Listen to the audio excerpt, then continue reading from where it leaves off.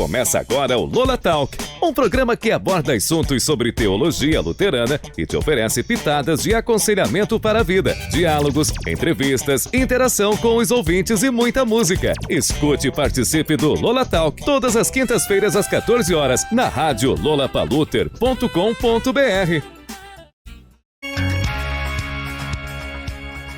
Pois é, e hoje já é quinta-feira de novo. Estamos aqui mais uma vez no nosso programa Lola Talk e na rádio Lola Paluter, da comunidade evangélica de confissão luterana do bairro dos Pires. Espero que todos tenham tido uma ótima semana. E hoje nós vamos conversar um pouquinho de novo, né, João? Depois dessa semana que passou rapidinho. Estamos quase chegando em junho, hein? Nossa. Eu consigo sentir cheirinho de cachorro quente. Cachorro quente, maçã do amor, pipoca, bom, enfim, um monte de coisa pra festa junina daqui a pouquinho, né? E quadrilha, sabe que vai ter quadrilha? Estamos trabalhando para isso. São as expectativas hoje. Bom, também teremos logo as reuniões de planejamento, mas vai dar tudo certo. Pessoal, hoje eu estava conversando com a pastora Elfi. A gente sempre... Como direi, a gente sempre chama a gente de fora, mas hoje eu resolvi convidar a Elfi para falar um pouquinho daquilo que é ser, como ou porquê, quando, onde, como, porquê, etc, né? Como vivem, né? como se alimentam. O que é ser um luterano, qual é a origem da igreja luterana, enfim. Tentar explicar um pouquinho para vocês como funciona a nossa igreja também, né? E assim, tentar tirar algumas dúvidas que talvez os ouvintes possam ter. João, se alguém quiser perguntar sobre a nossa igreja, como ela pode fazer, como ela pode entrar em contato com a gente aqui para fazer a sua pergunta e depois a gente manda a resposta, porque o meu programa de hoje é gravado, né, João? Eu dando serviço. Pode vir para o estudo bíblico também, na terça-feira do mês, 19h30. Então vamos lá, se você tiver aí alguma dúvida sobre a nossa comunidade, sobre a nossa religião, ou se quiser mandar um comentário aqui pra gente, você pode estar fazendo através do nosso Zap 19 99950 0537, repetindo, 19 99950 0537. Também pode nos seguir nas nossas redes sociais, lá no Instagram, Lola Paluter. Também temos a página no Facebook, Comunidade Luterana no Bairro dos Pires, e também no nosso canal no YouTube, Luteranos Pires. É isso aí, João. Vamos ouvir um hino de louvor, depois a gente bate um papo?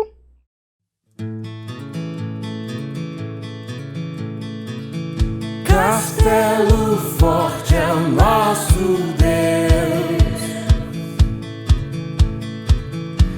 escudo e boa espada, com seu poder defende os seus,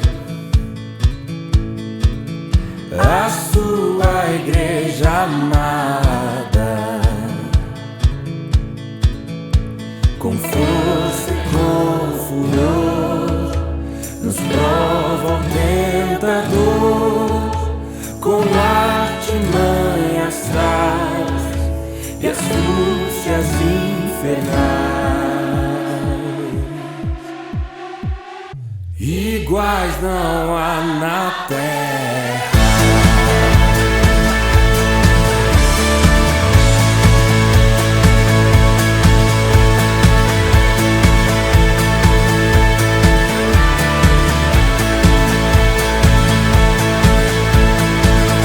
A nossa força nada faz.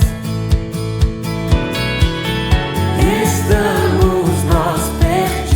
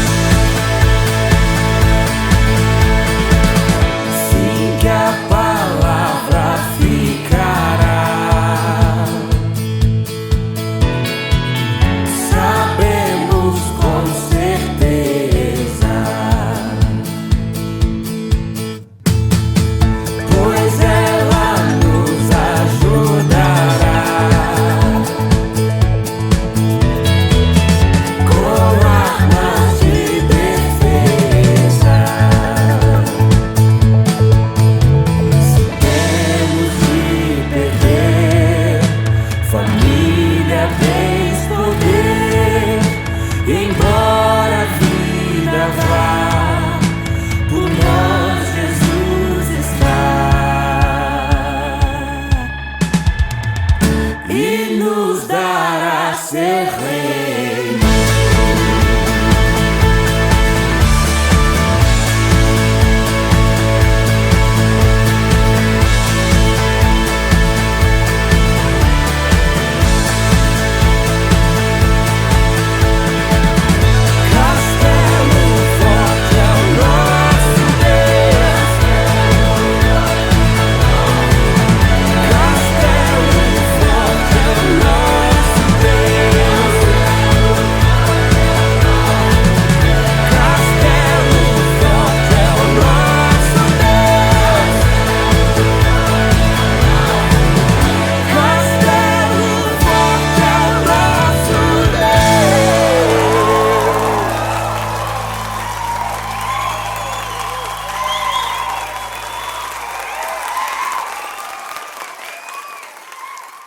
Elfi, boa tarde. E aí, como é que você está?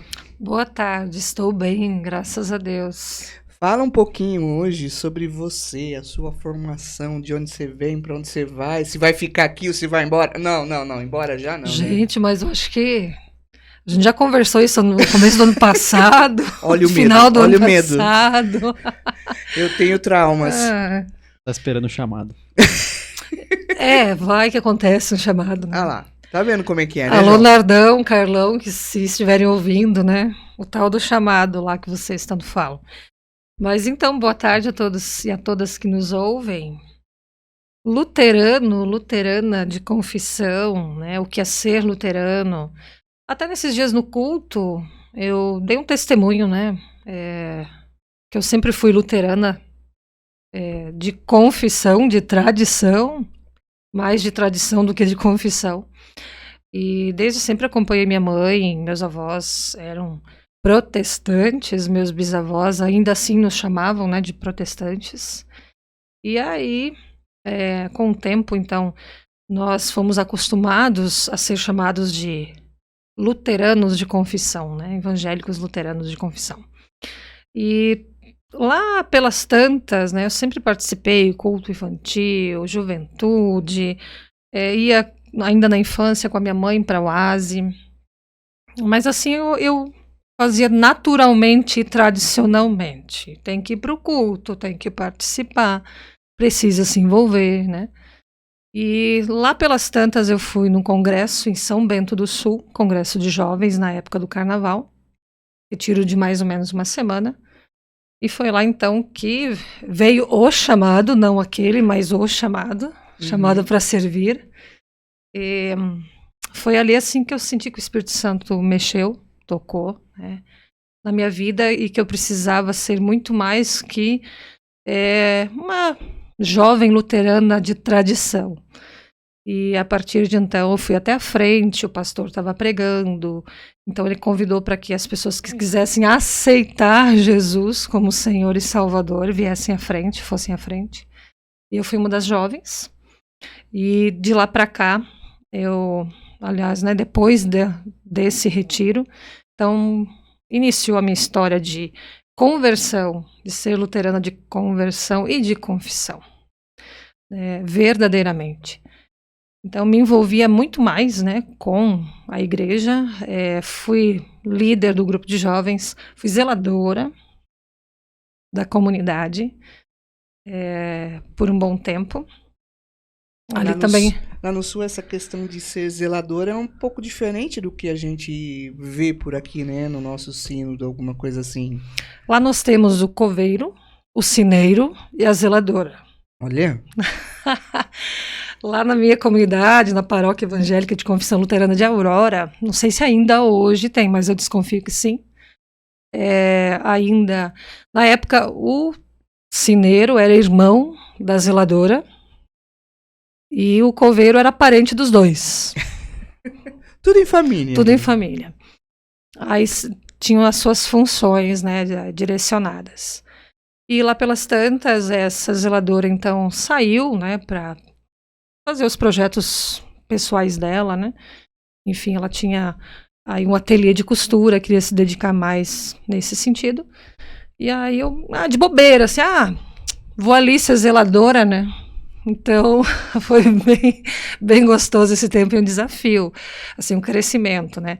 Por exemplo, a organização para casamento, você tinha que estar disponível a hora que fosse para a noiva, para os decoradores e para a igreja para enfeitar. Então, às vezes isso era 11 da noite, às vezes era 1 da manhã, a hora que se podia. Preparar a igreja para velórios. Então, limpar, decorar a igreja, fazer arranjo de flores. Então, assim, eu fazia tudo com muito carinho, né? Também fazia as partes lá de cortação de grama, ajudava muito. E naquela época tinha aqueles pinheirinhos ciprestes, formava uma cerca. Hoje já não tem mais. Mas a gente podava tudo com aquele tesourão, tudo à mão. Deixava tudo Ficava bem retinho, muito bonitinho, bonito. né?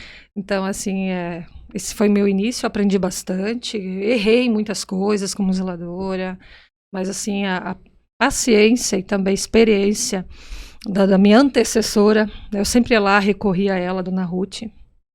Então, fiz a confirmação como das filhas dela. Então, assim, para mim foi bem importante esse envolvimento, porque eu conheci a comunidade no grupo de jovens, no culto infantil, no ensino confirmatório, também trabalhando como zeladora, né? Então, assim, a partir daí também começou a vir mais forte o aviso, o comunicado, o convite da pastora Thais, que foi minha pastora na época da confirmação. Ela sempre desenvolvia, motivava, né, os adolescentes a virar pastor ou pastora. Em cada comunidade e paróquia que ela atuou, pelo menos saiu 2 ou 3, ou 1, motivado por ela, né? Pastor ou pastora. E então eu e minha prima. Minha prima logo falou, não tenho paciência com pessoas. Esse pastor tem que ter uma paciência. Me deixe fora dessa. Eu disse, a paciência eu também não tenho, mas a gente pode adquirir ao longo do caminho. A gente aprende. E ela sempre me motivava muito. Outra pessoa que me motivou e que conversou comigo, o tão conhecido pastor Adelmo, de Rio do Sul. Eu fui me aconselhar com ele numa época, lá no início, para onde eu ia, para São Bento, para São Leopoldo. Então, ele me aconselhou, né, e disse, olha, vai para onde teu coração te levar. Mas o importante é que tu coloques o teu dom, o dom que Deus te deu, a serviço dele e da igreja. Se você não utilizar, minha jovem, ele vai tirar este dom. Ele foi bem categórico. Abraço, pastor Adel. Então, assim, foram pessoas, né, ministros que sempre me motivaram muito. E aí, fiz o vestibular 2001. Passei, porém não tinha terminado o ensino médio. Aí tentei de novo, 2002, passei. Então fui pra lá. E hoje cá estou, depois de quase, vai fazer 13 anos agora, dia 6 de maio. Uma data especial para mim. Data da minha ordenação. Legal, Elfi. Essa é uma das maneiras que as pessoas são chamadas para servir a Deus nessa questão do ministério pastoral, né? Então, a gente começa muitas vezes trabalhando realmente dentro da comunidade, né? E vai se envolvendo e, de repente, ali o Espírito Santo manda o sinal. E essa hora, nesse momento que a gente parte para uma formação específica e tudo mais. Mas, Elfi, o nosso assunto hoje também é assim, a gente quer explicar um pouquinho para o pessoal que está nos ouvindo o que é a Igreja Luterana, como se formou, enfim. Fala alguma coisa sobre a Igreja Luterana. Vamos começar pela origem dela. Qual é a origem da Igreja Luterana? Bom, quando a gente fala de origem da Igreja Luterana, a gente logo liga a figura de Martinho Lutero. Que foi ele lá, né, então, que protestou contra a maior delas, né, aquela questão da indulgência, do que leva o ser humano a ser salvo ou não, né. Então, ele foi firme na sua posição, mas a Igreja Luterana não tem origem ali, ela tem origem nas primeiras comunidades do Novo Testamento.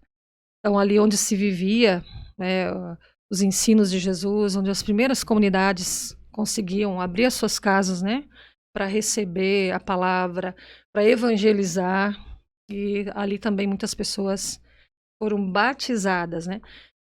Começa lá no Pentecostes, com a descida do Espírito Santo sobre os discípulos. onde eles estão escondidos, temendo, né, sair, temendo ser presos, mortos, enfim, ter o mesmo destino que Jesus teve.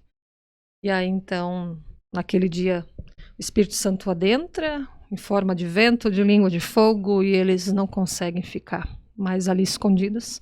Saem, pregam a palavra em várias línguas, como pode ser isto possível, né? A gente sempre se questiona, mas a gente sabe que também o Espírito Santo age da forma e como ele quer, né? Então, tudo foi, de certa maneira, feito para que hoje nós estivéssemos aqui, né? Então, vários povos reunidos na festa de Pentecostes, aliás, na festa, né, da colheita, que foi o início, né, da nossa igreja, festa de Pentecostes.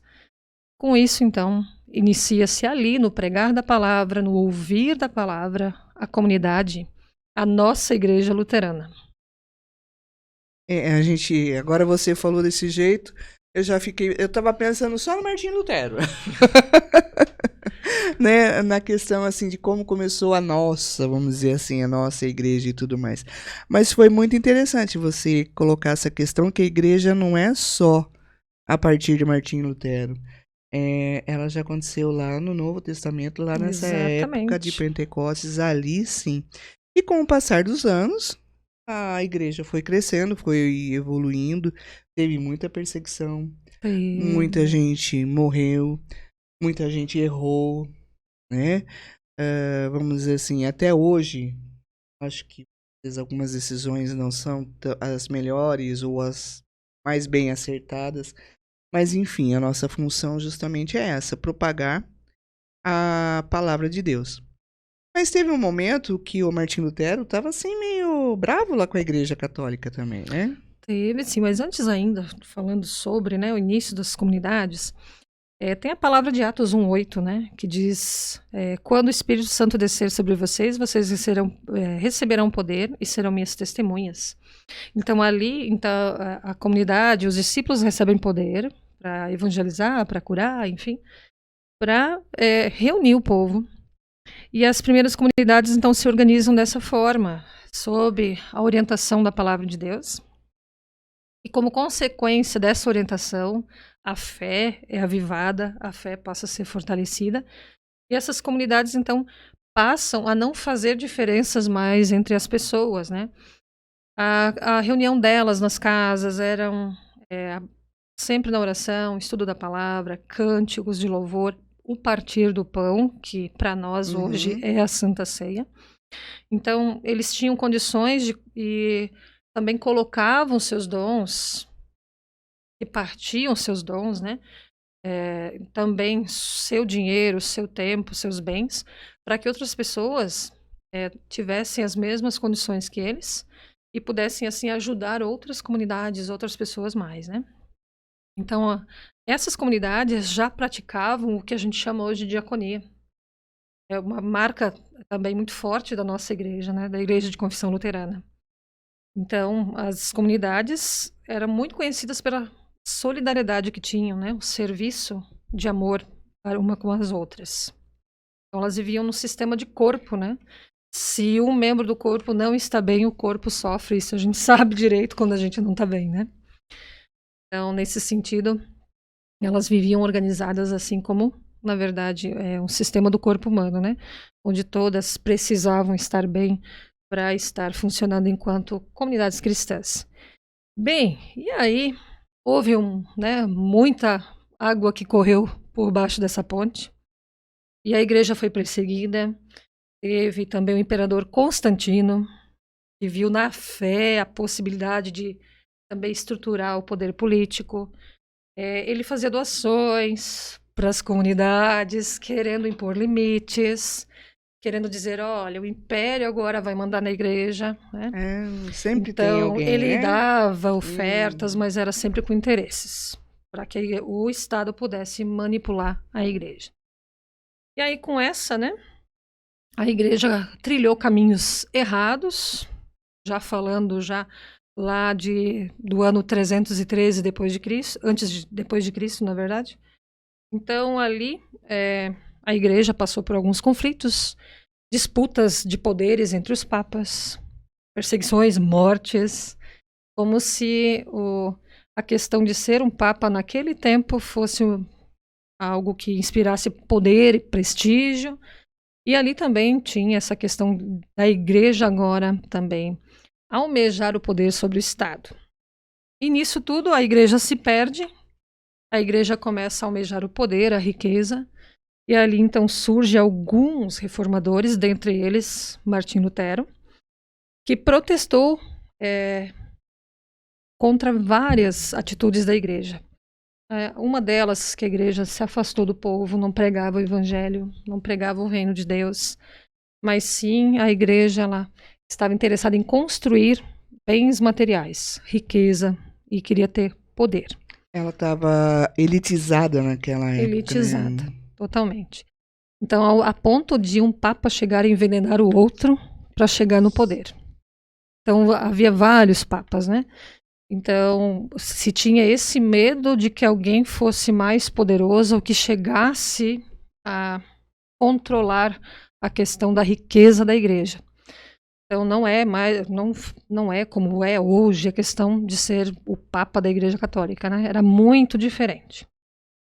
Então, nessa época, a igreja caminha longe do povo, vem de indulgências, que foi uma das batalhas travadas por Martim Lutero, que era a venda de uma carta que libertava a alma de algum parente que estivesse condenado.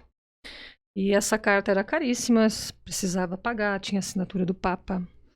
E Lutero não quis, de maneira alguma, fundar uma nova igreja. Ele queria ser ouvido. Talvez ele não fez isso da melhor forma, né? Bateu de frente já. E ali ele queria corrigir a questão da igreja andar longe do povo, de não ser misericordiosa, de não ser aquela que acolhe, que perdoa, que dignifica. Ele chama atenção, né? Para que a igreja pudesse voltar e não continuar explorando o povo financeiramente. E aí acontece que ele não é ouvido, se trava muitas batalhas aí. Ele escreve as 95 teses e acontece a excomunhão por causa delas, porque ele não se retrata, não pede desculpas ao clero, Papa, onde ele é chamado a desmentir, né? A retirar o que ele havia dito nas suas teses, e ele diz que não. Então ali começa o movimento da reforma, junto ali também com os outros reformadores, o John Hus e também o John Wycliffe, são contemporâneos quase. Então Lutero vem da ideia já que foi levantada por esses reformadores. Ele já pega um impulso, pensa, nossa, peraí, né? A igreja tá longe, a gente precisa fazer algum movimento. Não é bem esse o caminho, né? Tá se Então, distanciando de Deus nessa A ideia nessa dele questão, era né? chamar a igreja católica daquela época, né, de 1517 e 16, de volta, né, para a realidade do povo. E aí não deu certo, a igreja não queria isso, né? Viu Lutero como herege e excomungou, expulsou Lutero, que passa a ser perseguido pela igreja.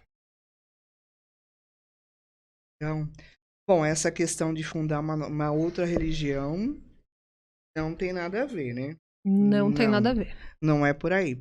Mas assim, ó, hoje em dia, a gente vai ver também que existem diferentes igrejas protestantes. O que acontece ali? Por que essa diversidade em função de diferentes líderes, em diferentes pessoas? Como é que funciona tudo? Bom, cada reformador tinha o seu conceito, o seu pensamento sobre o ser igreja. E, como eu falei antes, do John Wycliffe, John Hus, então eles não foram, junto com Lutero, as únicas pessoas que lideraram movimentos da reforma, né? Movimentos de reformar a igreja naquela época. Então, ali se inicia um movimento protestante da reforma, porém, com pessoas, lideranças que aspiravam objetivos, interesses diferentes dentro do ser igreja. À medida que se desenvolveu, né, o movimento da reforma assumiu muitas características, né? Compreensões diferentes em relação à Santa Ceia, ao batismo, né, a questão da salvação, né, a própria questão da eternidade, né, então tudo isso entre eles era divergente. Não foi possível manter a unidade, então ali começam cada um segue o seu caminho, né? A igreja, o movimento da reforma, então, se subdividiu em várias correntes. As igrejas luterana, a luterana reformada, a presbiteriana, entre outras, são oriundas desse movimento da reforma, né? Da reforma protestante. E também ao longo do tempo, dos anos, houve mudanças também na igreja católica.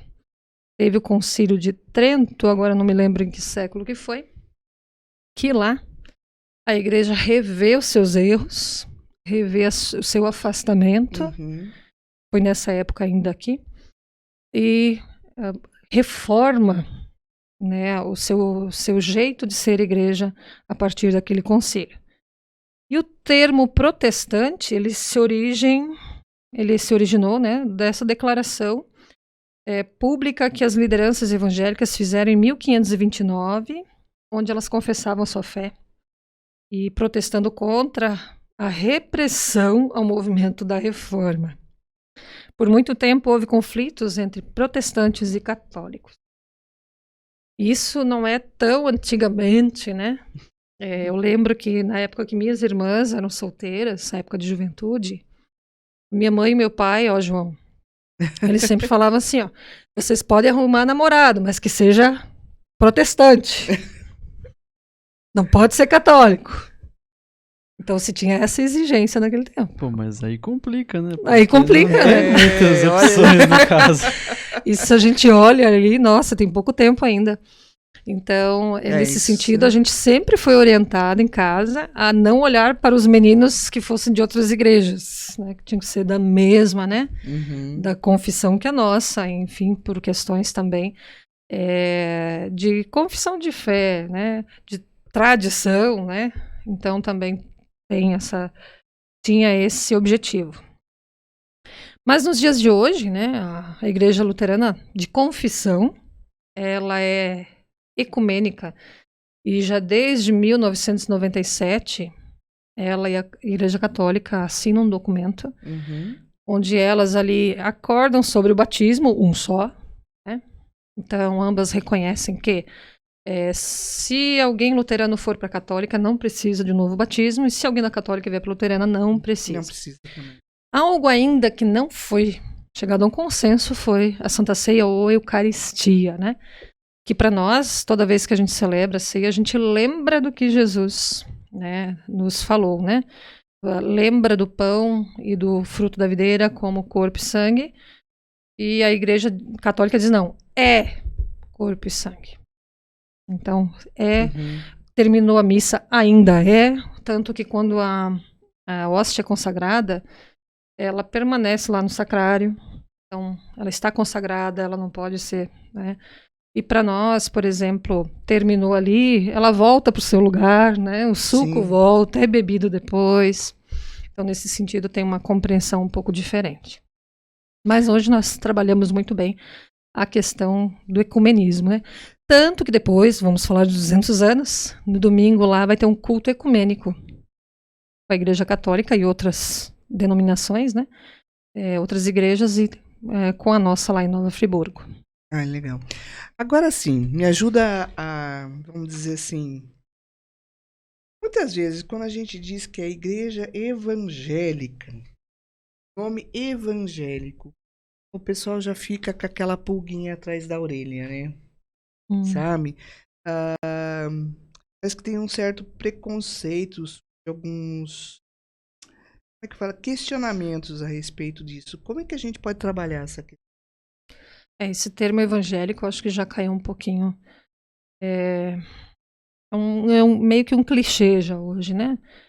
Pelos vários fatores de igrejas evangélicas que assim se consideram, pregam uma teologia diferente, algumas até envolvidas em escândalos. Então isso assusta quando você diz que você é da igreja evangélica de confissão luterana.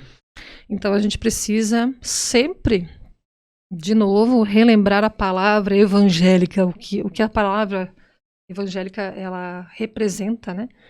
Na verdade, ela está ligada com o evangelho de Jesus, né? É a ordem de Jesus, quando ele manda seus discípulos pregarem o evangelho, né?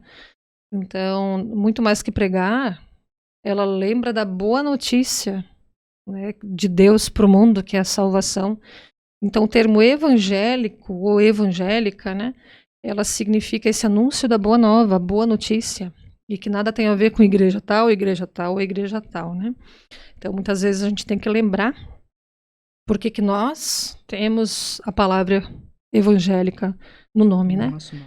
E significa, isso, pregar a boa nova, né? Da palavra de Deus, o evangelho, o anúncio do perdão, da graça, do amor de Deus.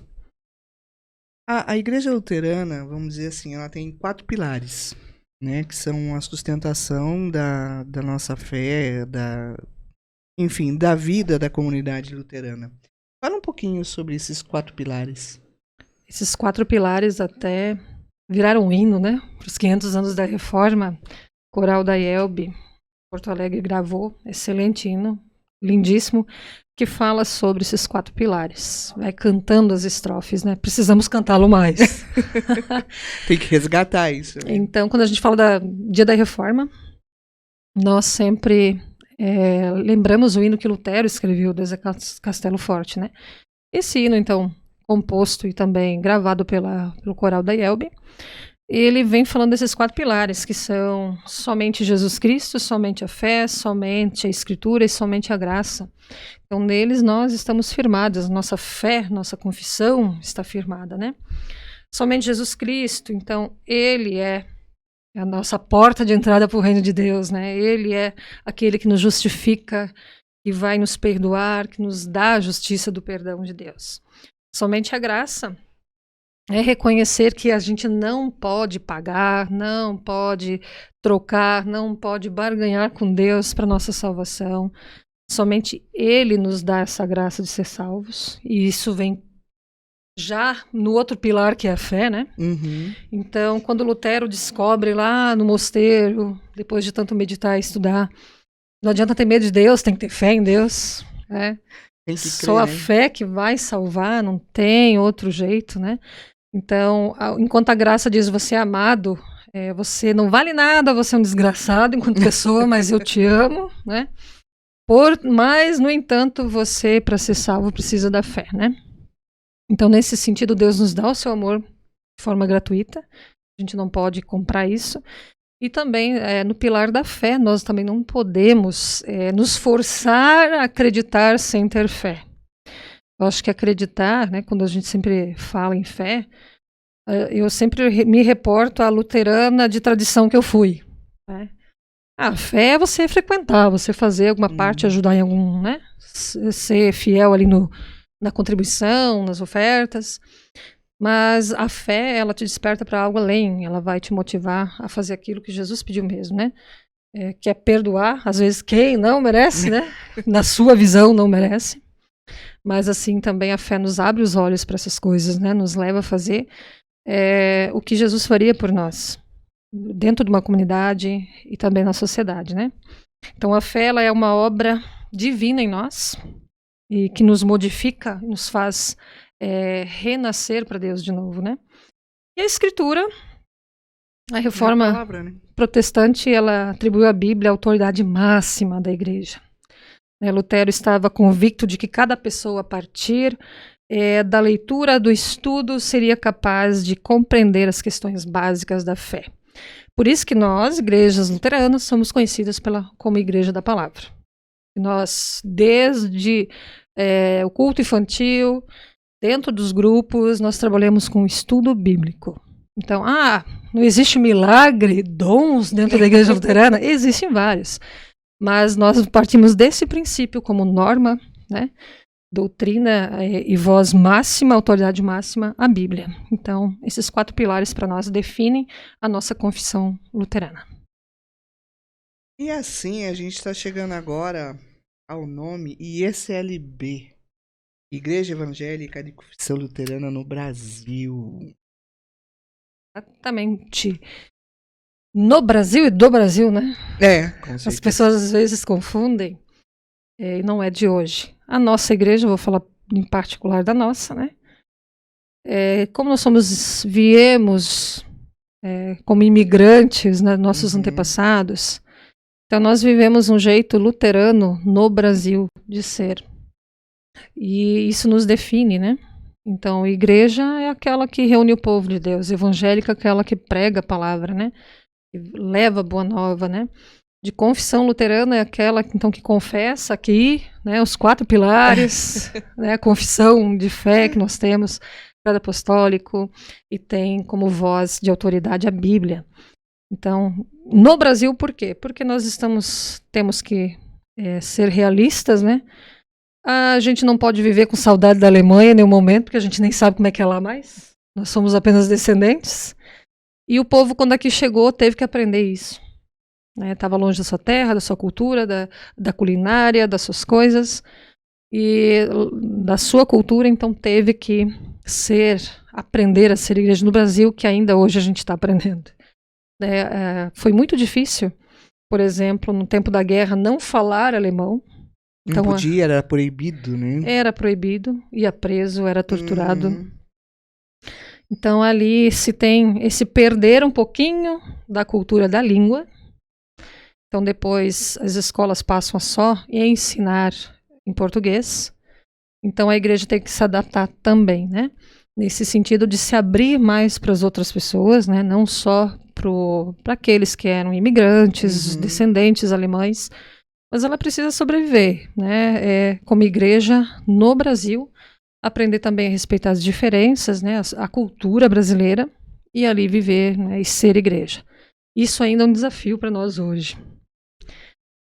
No Sul, a gente sempre ouve falar, né? Pergunta da igreja luterana, ninguém sabe o que é.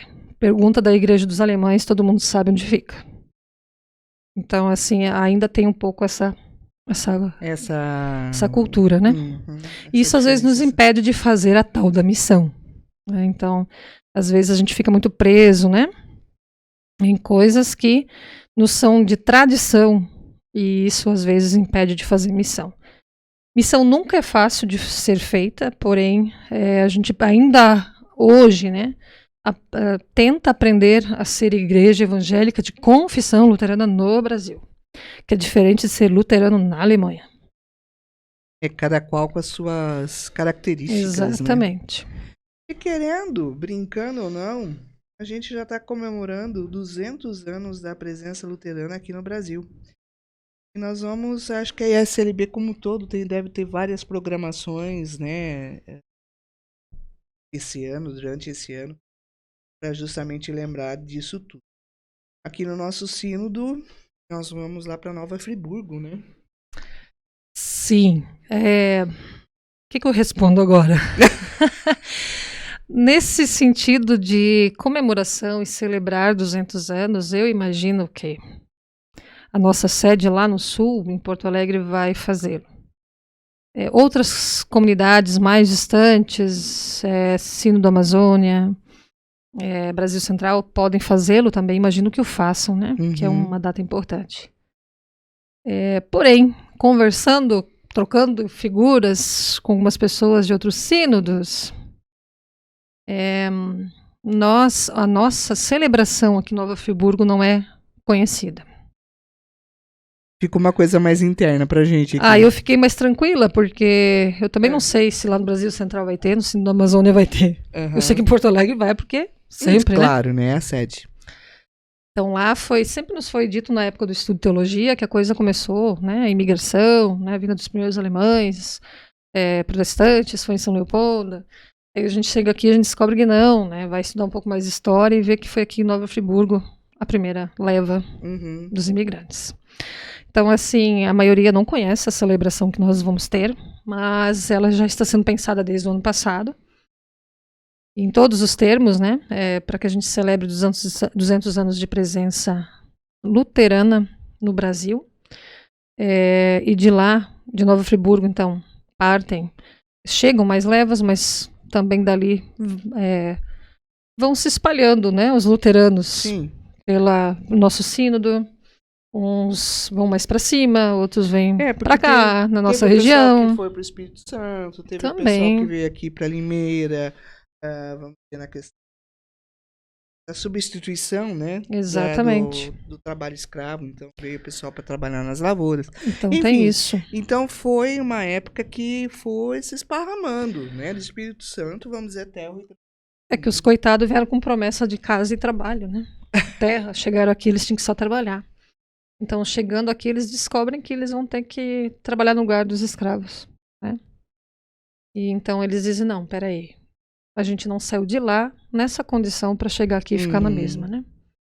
Então, eles começam a partir para diversas regiões, onde vem até Campinas, e de Campinas, uma turma de 14 pessoas compra as terras aqui do seu Chico Pires, né? E inicia o bairro dos Pires. Eu acho que devia ter outro nome, mas tudo bem, né? Nada contra, mas eu penso que para essa bravura, né, essa coragem que tiveram de iniciar aqui, talvez poderia ter uma expressão do nome deles mesmo, né? Eu sempre brinco, né? Vai olhar, tinha Stauberg no meio, vai que era o bairro do Stauberg, aqui a gente não sabe, né? Pois é, dos Tetzner também, Mas, né? então, assim, nesse sentido, né, a gente celebra lá agora de 3 a 5 de maio, essa presença luterana no nosso país. E a gente celebra junto também os nossos aniversários das comunidades. Se for olhar, foi feita uma linha do tempo com a fundação de cada comunidade, a chegada dos imigrantes, o início da UASE, Rio Claro. Então, a nossa comunidade aqui, logo 150 anos, vai fazer 151 agora, né? Então, a gente vê, assim, que tem uma expressão muito forte para nós, que chegamos, né, e viemos aqui. Então, com pessoas que foram determinadas para trabalhar, né? E hoje a gente vê que, além do trabalho, nós também conseguimos trazer a nossa fé junto, né?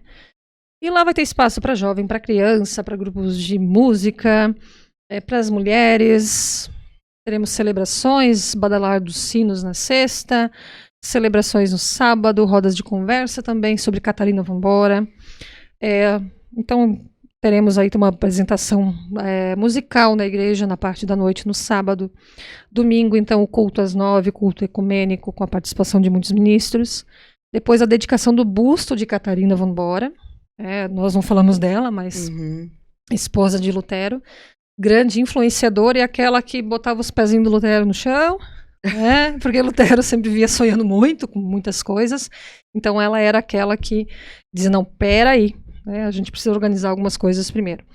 Então ela foi também uma precursora nesse sentido para nós mulheres, por isso que a roda de conversa leva o nome dela no sábado, né?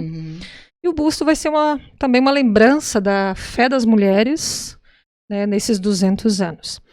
E daqui nós vamos sair com o Rio Claro, né, numa caravana de algumas horas. Então a gente espera que seja um momento de muita comunhão, de muita alegria e de uma celebração bem avivada, que transforme também, né, o nosso ser luterano agora à frente desses 200 anos. Então, nesse sentido, de 3 a 5 de maio a gente está aí celebrando uma data tão importante na vida de todos e todas nós. É isso aí. Elf, eu quero te agradecer pela sua participação. Valeu, né, João? Foi um bate-papo bem legal. Bacana, super. Rapidinho, né? Porque teria vários pontos, detalhes ainda. Se a gente fosse se aprofundar, a gente ficaria aqui uma semana conversando sobre toda a história e todos os fatos e acontecimentos que tivemos aqui. Mas foi bom. Quero te agradecer a sua disponibilidade em estar aqui batendo papo. Hoje somos eu e você e eu, né? Exatamente. E o João. Não esqueçamos do João. Pois é. Então, esse material que eu usei aqui agora, usei um material, né? Nós também estamos estudando no grupo de estudo bíblico quem é SLB. Então, para você que acha que sabe quem é SLB, a gente descobre sempre coisas novas, né?